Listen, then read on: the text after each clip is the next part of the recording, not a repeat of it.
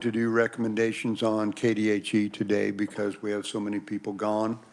So we're going to start the public testimony on the Department of Children and Families, finishing up from yesterday. And our written, well, we just have written.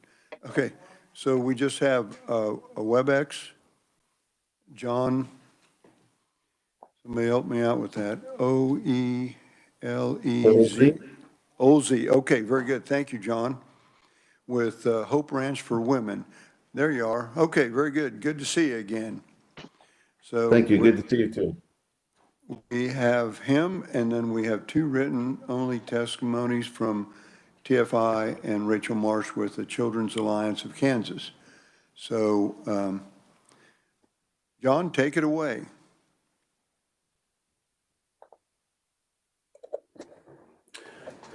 Sure. Chairman Carpenter, Vice Chair Lynn, Ranking Member Ballard, and members of the House Social Services Budget Committee, thank you. Honestly, thank you for the opportunity to provide testimony regarding the Kansas Department for Children and our request for $300,000 of state general funds to be allocated to Hope Ranch, Wichita, Kansas, to provide services and support for women that are victims of human trafficking in our state.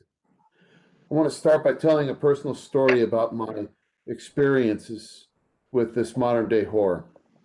Recently, my wife and I were talking with an individual helping women escape human trafficking. She shared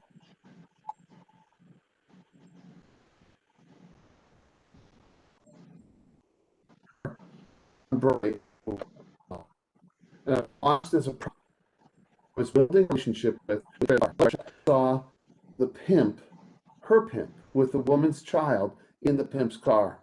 And I know that the pimp told the prostitute, you bring me X amount of dollars by such and such a time, or I'm going to beat the crap out of your kid again. Her words left me in shock.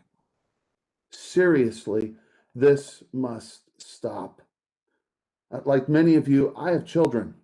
And if my daughter was caught in the evil of trafficking, I would give everything I could to help her escape and heal. It's a stark reality that right now there are parents like you and me that are out there asking for our help for their daughter. The question I would ask you to consider is this: as policymakers and elected, how can you respond to this growing problem? A few months ago, a woman in our program at Hope Ranch, upon seeing a kennel in the office, we have a dog for canine therapy, she fell into a seizure. We coordinated a mental health assessment and physical wellness check as a result, and it was determined that the woman suffered from post-traumatic stress disorder. Later, we found out that when this woman was not being trafficked, she was forced to live in a dog kennel. She ate, she existed, she slept in that kennel for 4 months. I cannot be aware of these stories that I've shared along with countless others and do nothing. Hope Ranch for Women exists to empower women who have been exploited and abused to rise above their circumstances. It is a 501c3 faith-based nonprofit that received an A+ rating from the National Alliance, which we now are a member of. Our mentoring program, our 24/7 care mentoring program for women who need as they recover, or our community mentoring program with women who are working at getting off the streets, or our equine program to help women recover from the trauma of being the victim of trafficking. All of these programs work together to help women with mental health counseling, facilitating their entrance into training for job placement and soft skills development, receiving medical care, securing housing. We provide educational support so they can obtain their GED and their driver's license, all this and a host more. So today we're asking for $300,000 of the SGF funds to propel our organization forward into making a greater impact in preventing the evil of trafficking in Kansas and continue to provide services to care for these women. Ideally, this grant would renew for the next 3 years so that we can effectively address this systemic issue that is larger than us. By providing SGF funds now, we can build a solid foundation to help more women escape and heal, while we also seek to our donor base for long-term programmatic expenses. Thank you for the opportunity to testify for this committee today and your generous consideration regarding such. I'd be happy to answer any questions that you may have. Questions? Representative Ruiz. Thank you so much for being here and talking to us about this much needed service. Can you expand on what you mean by faith-based?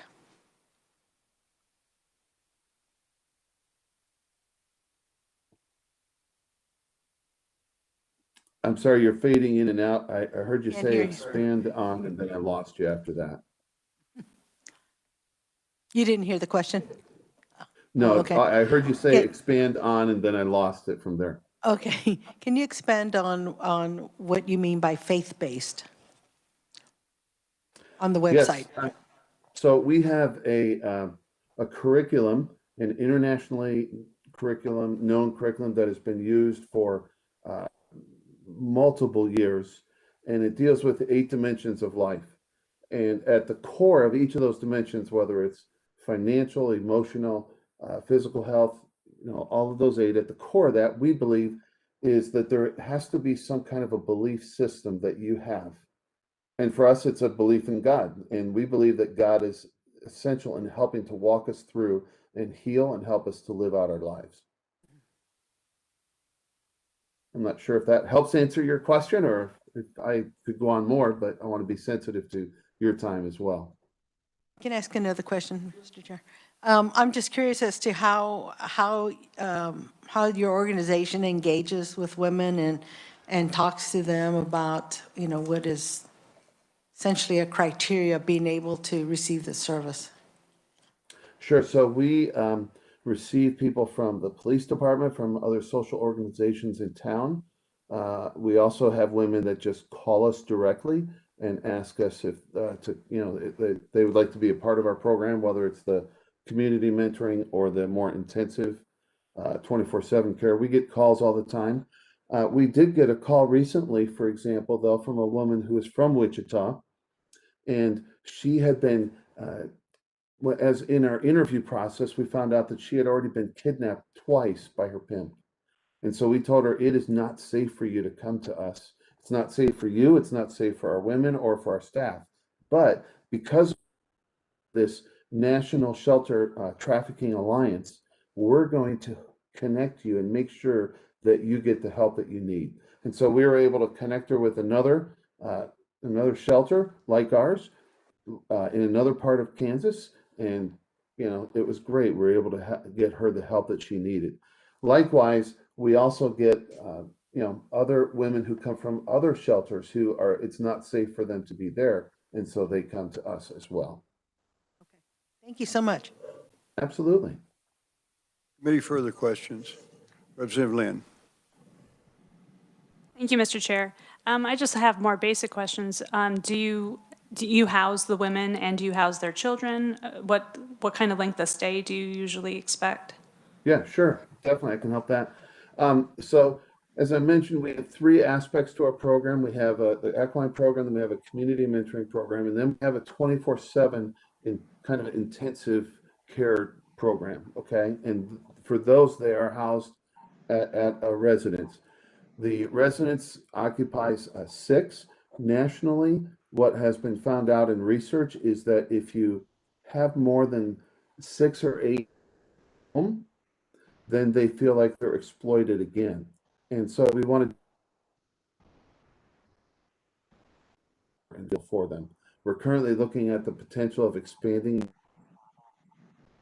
at a time.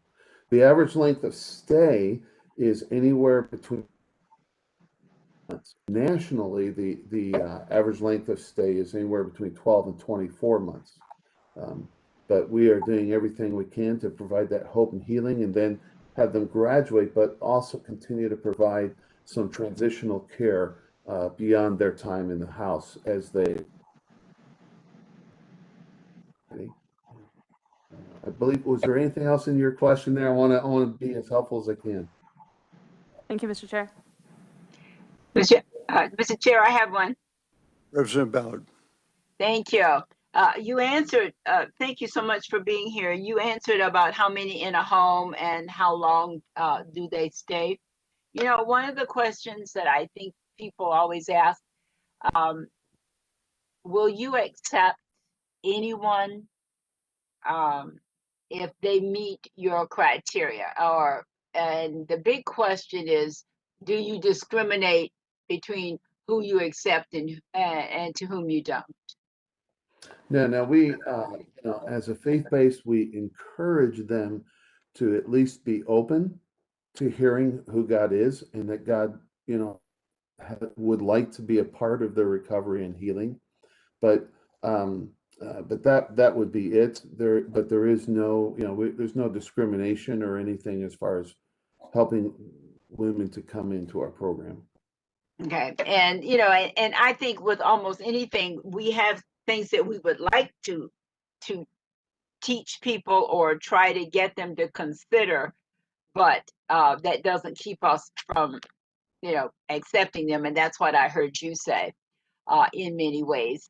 Um, let me just make sure, because I'm talking from home. Is this a brand new program? Or if so, have you had it before with funding?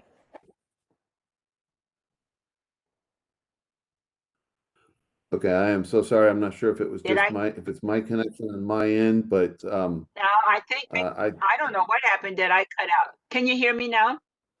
I can hear you now. Yes, thank you. All right. Uh, is this a brand new program or is in existence now?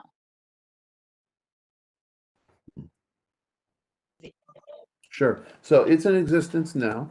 The Dream for Hope Ranch started in 2012. The 501c3 and so we began earlier on in the community mentoring program, and in December of 2019 is when we potential program, or for the women who need the 24/7 care because of the night terrors that they are experiencing as they are, working through the horrors of the abuse. So that portion of the program has only been around for just a little bit over a year. All right. Thank you so much. This is a program that's needed out there because I think you have so many men and women for that matter, but especially women that fall in this trap. And how you get them trapped is you either threaten to do something to their children or other members of their families and everything else. Yes. And I'm glad there are people out there Yeah. that are willing to look at trying to help them because they can't do it on their own. They need someone to help them break away and have faith in them and believe in them. And it sounds like this is what Hope Ranch for Women does. You give them hope. Absolutely. Thank you. Absolutely. Thank you for You being with bet. us Yes, today. thank you. Thank you for sure. If I could reference, I just recalled as you were speaking that I didn't completely answer a previous question, and that was for women with children. Our desire, our dream is to hopefully someday, soon, open up a second home that would be for. Right now, there are only, I believe, 29 of those in the United States. So there are not very many of those. And it's another hurdle. It's a bigger process that you have to go through. But that is one of our dreams in the future, is to do that. Thank you, Ms. Wilkes. Absolutely. Thank you. Representative Helmer. Yes, thank you. How many acres do you have? How many, what, I'm sorry? How many acres do you have on Hope Ranch? Oh, acres. We have 20 acres on what we call the North Ranch, which is where our residential program takes place. And then we are using at the graces of another family in town. They have some horses and a whole arena, barn, and everything else. And so on the south side of town, is where we have our equine. Appreciate the separateness of the two because of the safety for our women. So the equine program is open to the women who are in the community mentoring program who are working to help them, escape and heal. And then it is also available, the equine program is available for the women at the residence as well. And so they can drive down, and yet nobody has to know where that North Ranch is to be safe for them. Good. Well, I know where the North Ranch is by this address here. It's listed here, It's listed where, I'm sorry? isn't it? Isn't this the address listed here in the paper? Oh, you didn't list it? Okay, I'm looking at something different. Okay, so I'm from Wichita, so I'm pretty familiar with most of the horse arenas and things like that.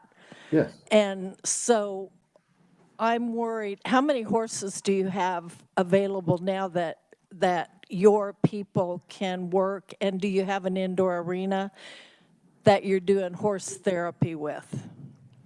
Yes, we have 3 horses, and we do have an indoor arena And as who's well. doing your horse therapy?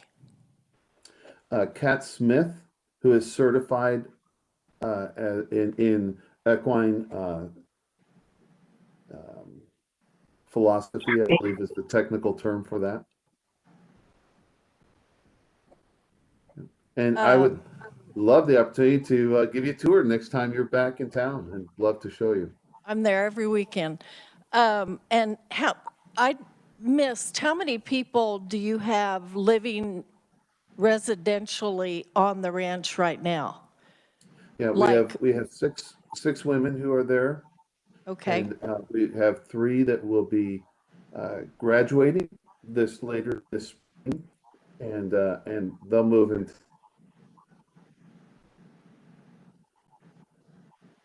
help them as they transition back into society. And and then have, we'll be looking, and hopefully filling those and, beds up pretty quickly as well. and have they gone through the horse therapy program? Yes, they have as well. Okay, Yep. Yeah, the women at the residential program go down, well, not during the cold spell or the winter time like this, but for most of the year, they go down every week to be with the horses and to work with the for there. so you have your home there plus a residential home for the women there? Yes. Well, I'm not quite certain when you said my home. I mean, Well, the, do you have a family home there? And then plus, do you have a shelter for the women there also? we don't have a home for women with children yet. That is our Okay. dream to do that. Right now, we just have one residential home on the property that houses 6 women currently, but we are hoping to expand that up to 8. Okay, thank you. Thank you, Sure. Mr. Chairman. Representative Concanon. Thank you, Mr. Chairman. Are you associated with any national organization? We are associated with the National Shelter for Trafficking Alliance. We received an A+ rating from them. Do you receive funding from them? No, we do not. It's more of an alliance of like-minded shelters that we can help provide support for each other, or we can, encourage someone who, like I mentioned earlier, who isn't safe to come to our ranch. We can, find a home for them, a place for them to go. And so there's this constant back and forth of that with the alliance.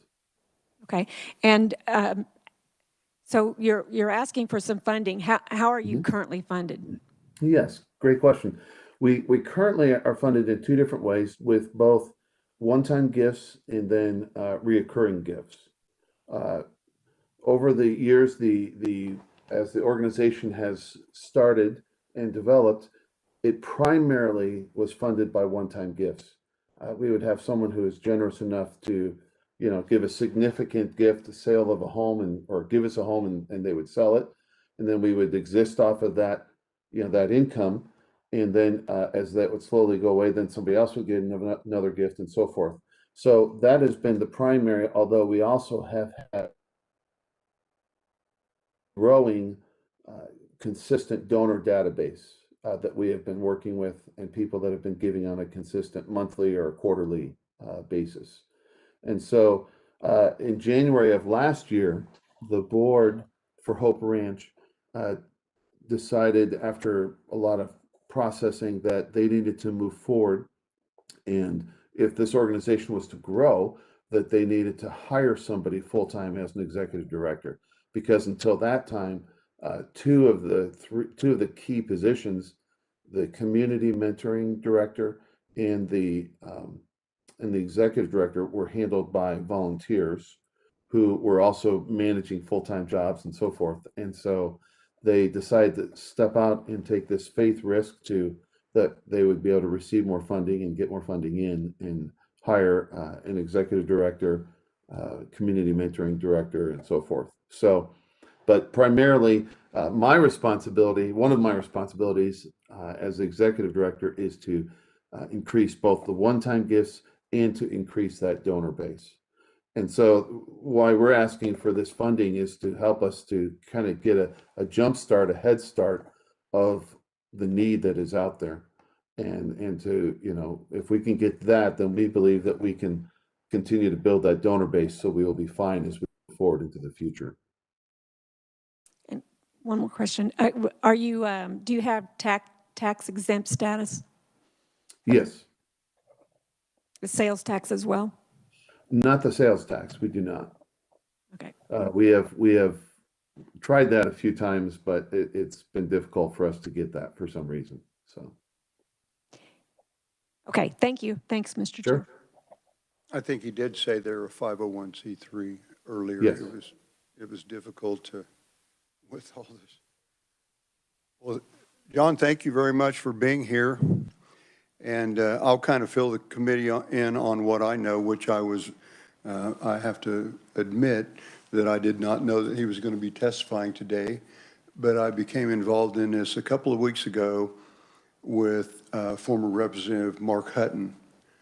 And Mark was reading an article that Wichita was in the top 5, I think 5th in the nation for human trafficking. And he just could not believe that that was the case in Wichita, Kansas.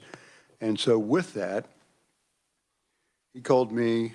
He's been up here. He's worked with, as a matter of fact, I'll forward you some letters from Sheriff Easter in Wichita. He met, I think it's today, he is meeting with Attorney General Derek Schmidt on the issue. And so, again, I've been helping him, but I was surprised to see, and I met with John and some other folks last week, but I did not expect him to testify today, which I'm not complaining whatsoever. But I think if I would have known that, I probably would have gave you some background ahead of time. So Mark has asked me to help, and I am all for it. I don't know if the funding will work out of our committee. We're going to work on it, but I believe that it's an issue that we need to take on, this human trafficking. And there are a lot of questions. For instance, I was talking to someone last night, how does Wichita get to be a high area for human trafficking? I mean, you think about, at least in my limited knowledge of human trafficking, I don't think of Wichita as being on that radar screen. I think more of bigger cities and things like that. So there are a lot of issues to work out here, but nevertheless, there is a problem. And so that's where this starts. Representative Kincannon. Mr. Chairman, are you aware of other state programs that we fund that address this issue? And any other place besides Wichita? I am not, but maybe, yeah, I'm not. I think there are some human trafficking monies in the Attorney General's office and some issues like that. I believe, now I wouldn't, but I do believe that if I'm not mistaken, that there are some issues in the Attorney General's office to address this. I think that's one reason that, Mr. Chairman, may I'll yes, comment on that. It was Representative about, Ballard. thank you, Mr. Chairman, 5 or 6 years ago, I can't remember when, uh, a big trafficking story came out because Overland Park was a very large trafficking area. And the Kansas City Star talked about it, Wichita papers talked about it, Dallas talked about it, everybody did, because they couldn't believe that Overland Park would be that place. But they looked at it in terms of why would that be a very popular spot? Well, it was because they could easily jump into other states. Missouri was right on this end, and we're right on the border, right on that. Wichita, in many ways, I'm not sure it fits the same as Overland Park, but it's very close to Oklahoma. And then from Oklahoma, they could move right over to Texas. I mean, it is easy to get in and get out. And the big interstate highways take you in and out. So does, Overland Park in many ways. So I think that is that. I don't know about how much money we have, but I remember the stories, and we could certainly look that up, because Overland Park, that's all they talked about. And my friends, especially with NCSL, were shocked that Overland Park, Kansas was such a center for trafficking. And I think maybe what it's done, because we have clamped down on it in Overland Park, it has moved to Wichita, but still look at the location. It's very easy to get out of the state and make your getaway. Okay. So that's my limited knowledge about what I'll add. But I think if there's any money there, we should pursue it, because obviously they haven't left Kansas. They're still hanging around. We must have something they want.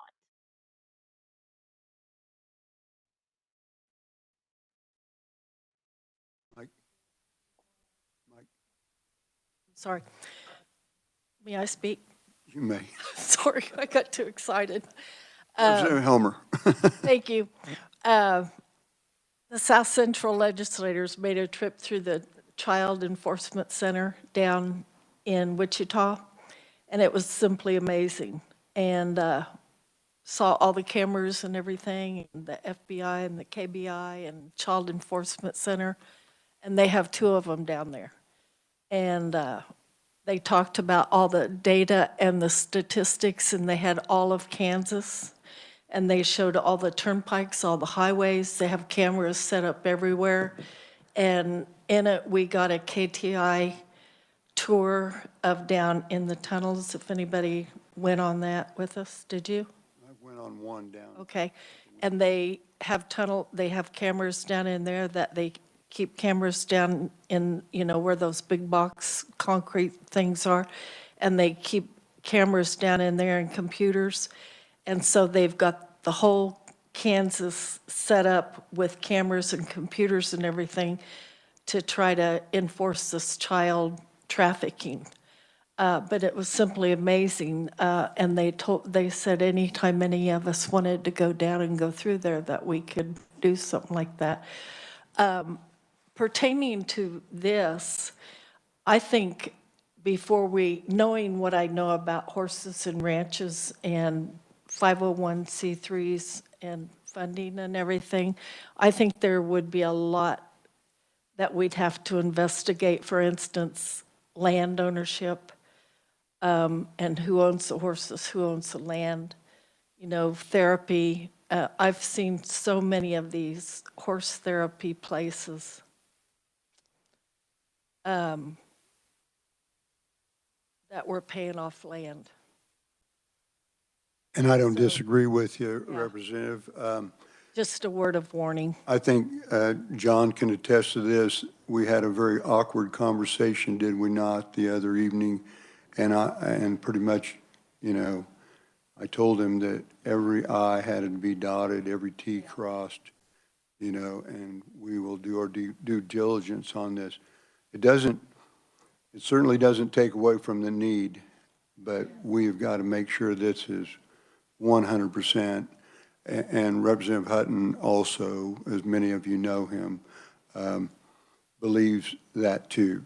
So nevertheless, that's where we're at.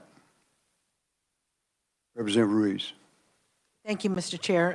I totally believe, yes, this is a much-needed service, and of course, I wish we had unlimited funding, to be able to have other organizations establish this, and I'm glad that they're out there. But I tell you, my only apprehension is the fact that it's so faith-based, and I've gone through their website, and it really does limit, it narrows the window for women who are, who are out there, who really want to be able to have an opportunity to, change their lives in some way, or be able to just get out of that whole exploitation, who may not have a belief in God, because they've been exploited by the belief system at the same time. And so it's a really difficult thing. I wish that it wasn't so faith-based. I understand why it is, and it's its own organization, and that's who they are. And I'm glad that there are some women who are able to be a part of this, but I just, I have some deep apprehensions about it, but I'm happy this was brought up to us. Thank you. Very good. Thank you. Further questions, committee? Anybody online? Let's see, just Representative Ballard is the only one online. No, Lindsay's online, but I don't see a hand up. So seeing no more questions, John, thank you for being here, and we will be in touch. Committee? Absolutely. Thank you very much for your time. I'll close the hearing on the public testimony for the Department of Children and Families. And any other discussion on other items? Committee, I will tell you, tomorrow, I'm hoping that we will have enough folks here in the building to... I will be there tomorrow, Mr. Chairman. Very good. Thank you, Representative. That we will be able to pass out our KDHE recs. And tomorrow we start Department of Children, or Department of Aging and Disabilities hearing. So I will forward you on letters that I have received so far. I just received them this afternoon from folks that were testifying, or they were in favor of the Hope Ranch. It was not a testimony about this. This was just that they were in favor of it. So I will forward you on.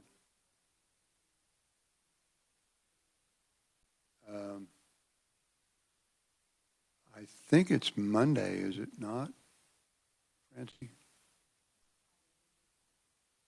No. We will not report out until, I think it's next Monday, that we will report out KDHE to appropriations. Yeah, no, we won't. We're not going to meet on Friday. Representative Concanon is on the CanCare Oversight Committee, which we meet Friday. And Representative Ballard too. So, okay, well, with that committee, with no further discussion, we're adjourned.